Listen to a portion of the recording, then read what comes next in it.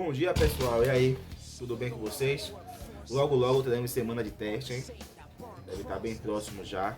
E aí tem uma observação a fazer, que depois do teste já fica aquele período de processual, né? Então não esperem o colégio mandar algum recado sobre o processual. Vocês sabem o que é o processual e o que devem fazer. Eu estive observando o WhatsApp essa semana e percebi que tem alunos que tem 15 dias que não mandam atividade. Outros essa semana que passou não mandou nenhuma. Nem a de redação, nem de literatura, nem de gramática. Então, aí quando chegar aqui, começar a mandar um aviso, que no dia só manda um recado, aí quer mandar tudo de vez e quer ter o mesmo mérito de quem vem fazendo todos os dias corretamente. Então esse aluno não pode ter o mesmo mérito. Lógico, a gente aceita a atividade atrasada, é uma recomendação, mas não tem o mesmo mérito, tá bom? Então se você quiser ter sua boa nota de processual, e na unidade passada tive vários alunos que ficaram com 5, nota máxima de processual, tem que estar fazendo a sua parte, tá bom? Tem que cumprir com o seu dever como aluno, porque depois quando sai a nota, aí eu boto aquela observação que ele solicitou, eu coloco que faltaram algumas atividades, aí vem, professor, não faltei atividade não. Aí aquela coisa, aquele rebuliço todo, isso aí é chato, é constrangedor para o professor, que eu sei o que eu estou fazendo. Vocês também sabem, com certeza o aluno que falta atividade é um aluno consciente, sabe? Mas quando é cobrado pelo pai, pela mãe, aí se transforma em vítima e gera aquele problema todo. O colégio liga pra mim, eu ligo pro colégio, a mãe fala, eu falo, uma coisa desnecessária. Só basta você fazer a sua obrigação, ou então não fazer e ser assumido. Eu falto algumas atividades. Não, eu não consigo fazer todas. Agora o ruim é esse negócio de ficar nessa jogadinha, né? Então atualizem. Quem por algum problema, alguma dificuldade, algum engano, não está entregando a atividade ou esqueceu de entregar algumas atividades, entregue as atividades. Não deixe para acontecer essa situação chata dentro de um sistema que já está chato, tá bom? Vai rodar o vídeo aí da nossa loja de língua portuguesa, gramática. Esse assunto será cobrado no teste.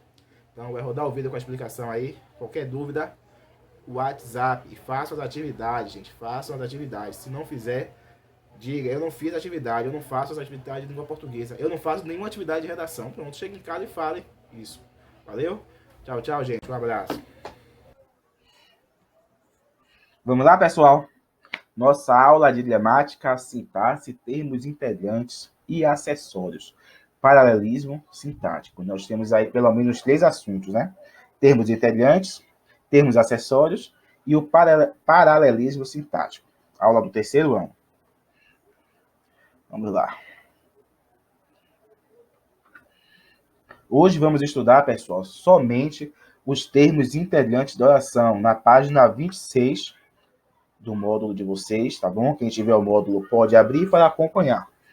Quem não tem, já sabe, né? Depois vai dando pause aí e copiando esse conteúdo no caderno, porque é de fundamental importância para que vocês tenham o que estudar quando chegarmos na semana de avaliações. Então, vamos lá? Quais são os termos integrantes? Toda vez que aparecer em uma gramática termos integrantes da oração, você já deve associar a esses 4 termos: o objeto direto, o objeto indireto, o complemento nominal e o agente da passiva. Objeto direto e objeto indireto já é bem mais fácil para nós. O aluno que conseguiu entender um dos nossos primeiros assuntos, que é transitividade verbal, entender ou recordar, porque não é um assunto novo, ele facilmente vai entender objeto direto, objeto indireto. Complemento nominal, dá para fazer uma ligação com a regência nominal que estudamos na aula anterior pelo Zoom, não foi isso? E o agente da passiva já é um assunto que tem um pouco de tempo que vocês talvez não tenham estudado, mas tem uma relação também com o sujeito. Então não tem nada de muito complicado para vocês, meus alunos. Vamos entender o objeto direto. Deixa eu tirar minha cara daqui. Eu tiro, boto para lá, tá errado. Boto para cá, tá errado. É o termo que completa o sentido de um verbo transitivo direto. Então, se eu tenho um verbo transitivo direto, se eu consigo identificar, classificar aquele verbo como sendo transitivo direto, eu vou reconhecer que o complemento dele é um objeto direto. E isso acontece sem a necessidade de preposição. Vamos lá? Perder o ônibus não será agradável. Perder é o meu verbo transitivo direto, certo? Quem perde, perde alguma coisa. Peço desculpa pelo barulho, pessoal. Fico esperando ficar tarde para poder gravar.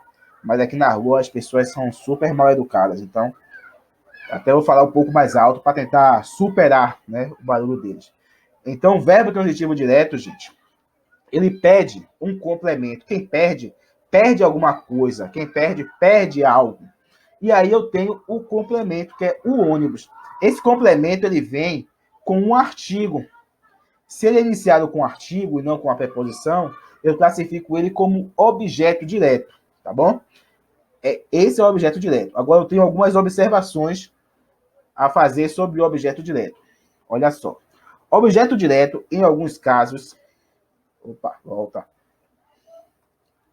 Voltou.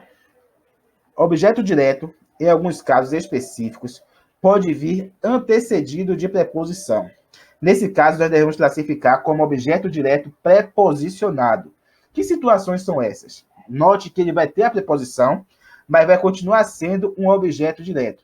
O módulo de vocês destaca aqui na página 26 e 27 9 situações em que ocorre isso, do objeto direto ser preposicionado.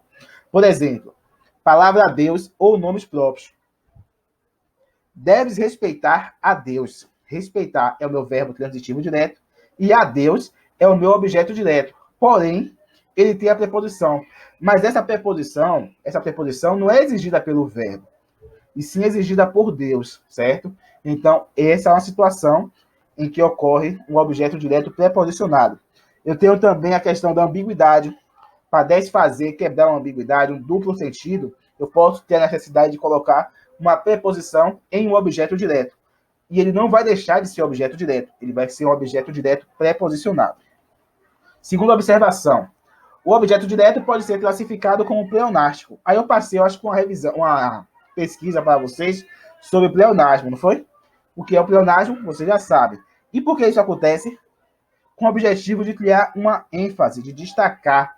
Aí nós temos uma repetição, por exemplo, aqui no exemplo do bolo de vocês.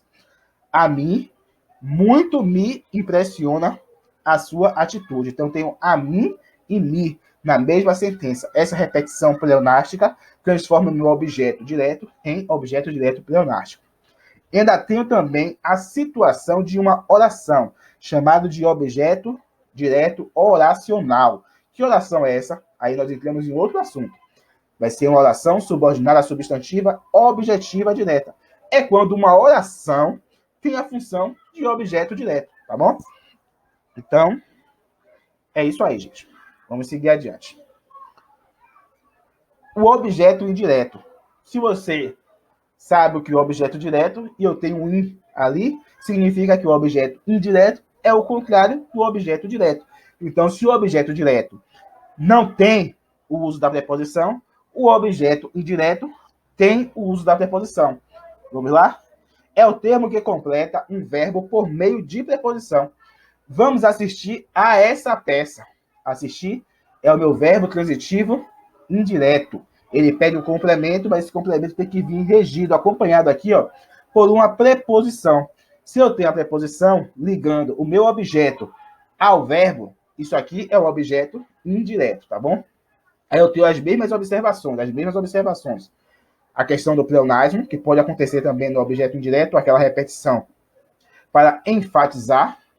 E também posso ter também a função de uma oração que tem a função de objeto indireto, ou seja, a oração tem a função de completar o sentido do verbo que está na outra oração, acompanhado de preposição.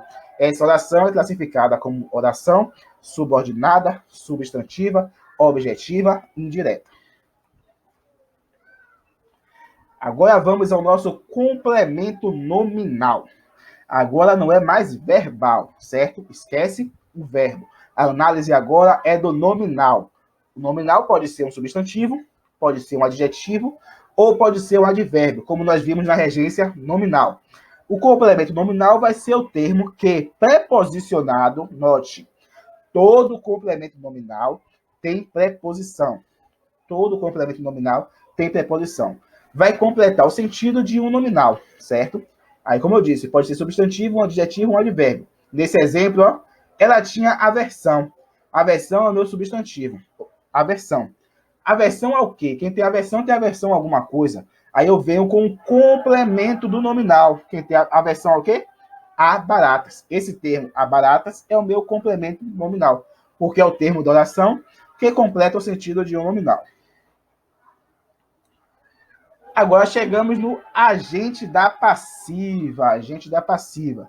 Agente da passiva indica o ser que age em relação ao sujeito nas orações passivas e é geralmente introduzida pelas preposições por e de. A situação da agente da passiva, eu vou ter uma oração em que o sujeito não é o praticante da ação.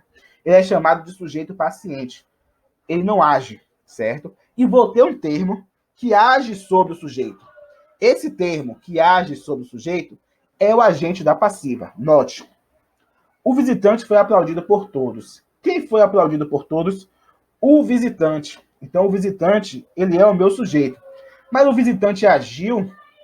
Qual foi a ação do visitante? Não fez nada. Ele recebeu a ação. Ele recebe a ação. Ele recebe a ação de ser aplaudido por todos. Por todos é quem age em cima do sujeito. Então, o termo por todos é o meu agente da passiva, porque é quem age em relação ao sujeito nas orações passivas. Atividade para casa, pegando bem leve com vocês, como de costume tenho feito, e vocês mal agradecidos não mandam atividade, tem só as peças certas já que mandam, o restante fica choramingando. Atividade para casa, página 37 e página 38, somente isso, ó. Que beleza, hein? Pronto, gente, qualquer dúvida, como eu disse, através do WhatsApp, estudem, pratiquem, tiverem dúvidas, perguntem para mim, tá bom? Tchau, tchau, gente. Um abraço.